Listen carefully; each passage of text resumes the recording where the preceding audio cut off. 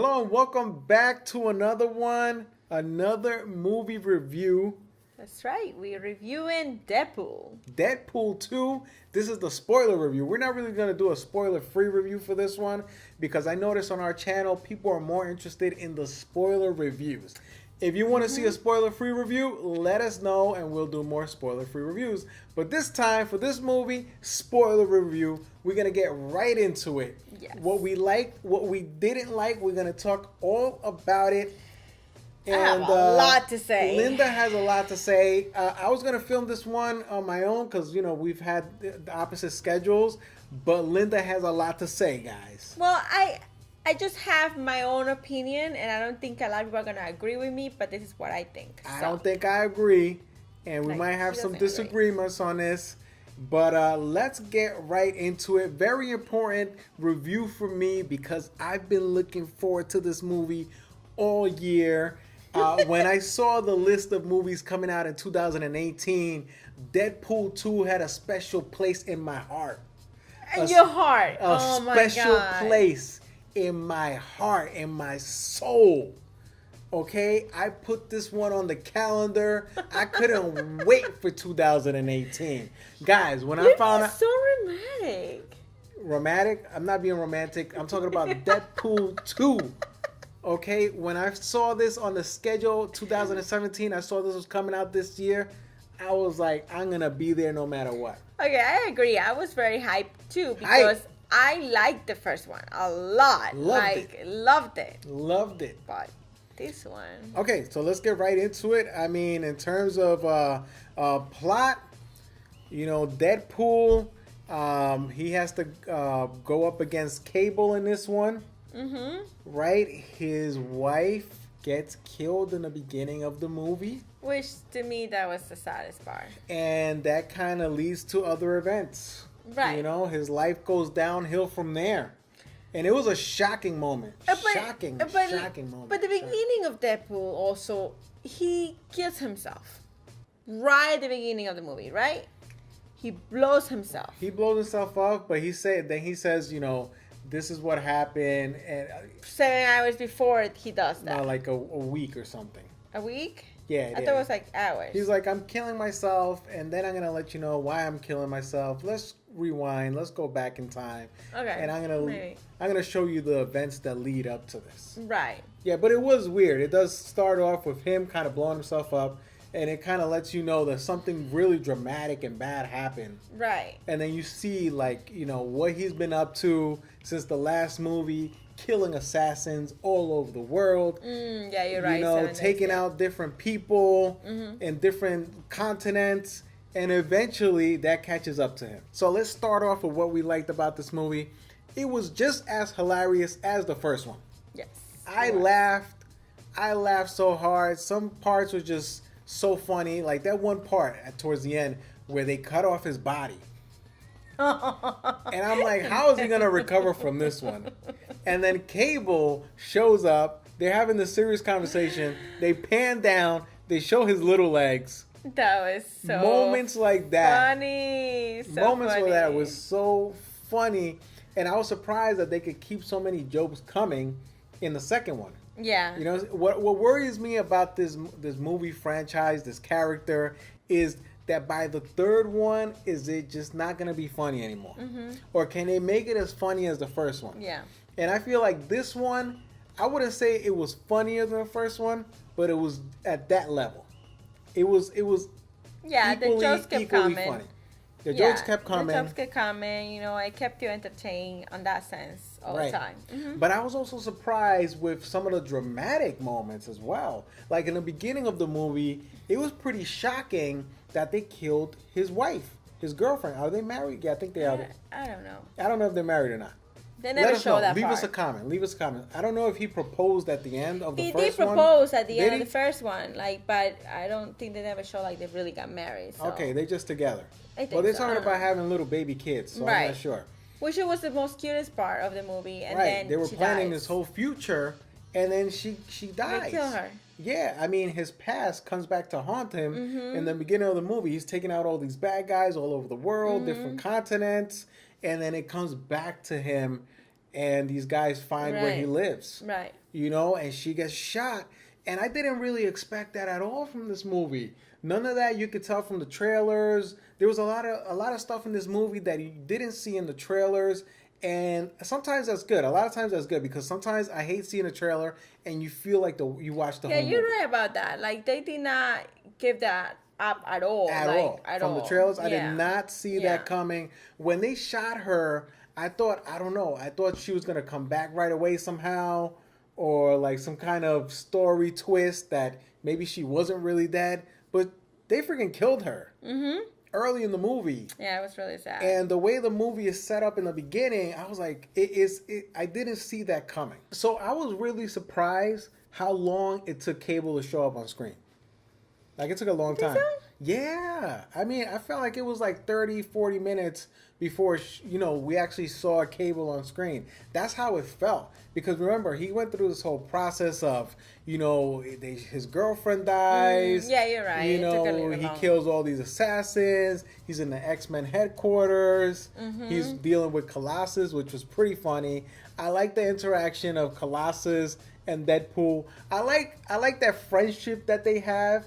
Because Colossus is like the straight man, he's serious, but he's that friend that he's not giving up on Deadpool. On Deadpool, exactly. Even though Deadpool does all these bad things. He doesn't listen to him at all. And Colossus was like, promise me, you're not going to kill anybody. Yeah, right. And then as soon as he gets to that scene, he's like, pow. Rules have to be break. So that was pretty funny. And then also another thing I really liked about this movie, Cable. Now, Cable is one of my favorite comic book characters of all time. Is he? One of my favorite comic book characters of all time. I remember when X-Force came out, I bought like 5 copies of X-Force 1, which I still have in my closet. Okay. I probably have 5. I don't know if I bought 5 or 10, but I thought they just looked so cool. Cable with the guns and everything like that. I've never seen other superheroes like that, like military style. Well, he is really tough. He's very tough, very different. Yeah. Because the X-Men's never really carry a weapon. They didn't need to. They're badass. They're bad. You know what I'm saying? Like superpowers. They have superpowers. But when Cable showed up with these cannons, it was like a mix of Terminator and something else. Yeah, you're right. It's like it reminded me. I wonder if Cable's based on Terminator. I'm not sure. Anyway, I always thought Cable was a badass. And I think Josh Brolin did a great job. Yeah, which I didn't know that he's the one who also played Thanos. Thanos. Yeah, he's also plays. Crazy. He's having one hell of a year, guys. Crazy. One hell of a year. You're in 2 Marvel movies in the same year, and they're both box office smashes. Yeah, it can't get better for him. It can't get better. He's set for life. He's set for life. He's set for life. The one part that I thought was funny was that they were making fun of his height in the movie. Because in the comic books, he's supposed to be really tall. But he's not. But in the movie, he's not that tall. Right. Deadpool said something like, I picture him, taller than whatever he said. It was so funny. Yeah, it's like, he's only 5'11". One of my favorite parts of the movie was also when he cast, like, the crew. Right. That was hilarious. Like, the guy's like, I don't know nothing. I don't know how to do anything. The and casting it's like, call. okay, you're set. All right. And the last thing I really liked about this movie, they included Juggernaut in the movie, which is, a big Marvel character, a big X-Men character, a big villain. He's big. He's literally big, Juggernaut. And they could have had that in the trailers, but they didn't. They didn't, and I thought that was clever. I thought that was smart, and I thought that was a great surprise. Yeah. A great surprise, because you don't always want to show everything. Yeah. You want to leave something for the movie itself, and leaving Juggernaut for the movie itself, amazing. Yeah. Amazing. For me, the part that was a little, like, it threw me off was the whole Yale part, when they were in jail. Like when they were in jail? Yeah, with the collar thing on the necks. It was sad. It was sad, and at the same time, like, I don't know, it just kind of, like, went off for a while. Too long, I felt. It was just too long, and it just threw me off from the movie. All right, so let's talk about, that's a good start to talking about things that bothered us about this movie. I agree. The jail scene, I felt like it took too much time in the movie. I feel like that could have been shortened down, and they could have spent that time somewhere else doing something. Yeah. With these characters, with Cable. Because like I said, it took a while for Cable to show up. And I was expecting Cable to show up way earlier in the movie. Mm-hmm. Because they kind of show Cable as the antagonist, like as the bad villain of the movie. And you never want the villain to show up that late in a movie. But also at the end, which I kind of confused me a little bit, I guess they are friends in the comic books, but I thought that he would not ever be friends with Deadpool in the movie because, you know, he was like the bad guy. He's like the bad guy. But then at the end, you know, he ended up being... He's actually a good guy. They actually help each other. Yeah, he's a good guy. He just wanted to protect, kind of like reverse time. So, I mean, not let the kid kill so he wouldn't kill his family, technically, right? So, which, you know... So which brings us to, I wish the movie would have had a better antagonist, a better villain, because I know the comics, and I knew at the end of the day, Cable is not a villain. Yeah. So who's really the villain? You know, the kid in the future? Who really is the villain? I really don't know. I don't know, because the kid, he looked like a villain in the future, but at first he was just a rebellious kid that was being mistreated, was being abused, and he had anger in him. So that's the part where I just not feel like the movie was as good as the first one, or as good as I expected to be, because, you know, the villain wasn't clear. It just wasn't. It wasn't a strong villain. No. It was confusing in that sense. Like, who really is the villain? Who really is he going up against? Yeah. The biggest thing that bothered me about this movie, there's one scene that really did it for me that really bothered me. The middle of the movie when he actually blows himself up. Which he really blew himself up. He really blew himself up. And then he shows up in the Xavier mansion. You know, Colossus finds him, finds all his pieces, puts him in a bag, takes him to Xavier Mansion, and next thing you know, he's back together like nothing happened. It's like, hello, he just blew himself into pieces, and then you pull him back together like nothing. Like, that's, like you said it before, like that's really going to the extreme of showing his power or how strong his abilities. Or how, his abilities. It's too extreme. Too much. Maybe that would have worked in a comic books, but to actually do it in a movie, it doesn't translate well.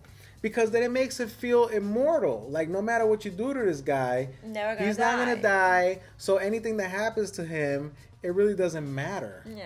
And in a movie, you always want to raise the stakes, you know, and make it feel like it's more intense. And with that one scene where they show that they could just blow him up, and then in the next scene, he could just be back together like nothing, it completely lowered the stakes and killed the stakes. Yeah. You know, so anything from then on, it was kind of like a joke. So nothing could really be taken serious. That's the word that I wanted to say. A joke. A lot of parts were like a joke. I just did not feel taking this movie too serious. Right. And for me, a movie's not, no matter what type of movie it is, I want to take it serious. Whether it's a funny movie, but I want the story of the movie to be taken serious and believable. And, you know, like something that I'm like, oh my God, like that shot me. I left the movie theater. I didn't feel anything. I didn't even talk about it. I was like, like nothing. Like usually when I leave the movie theater, either like I express myself whether I like it or I don't like it, but I express myself. This movie, I was like, blah. Like I was like, nothing. And this just really reminded me of Superman.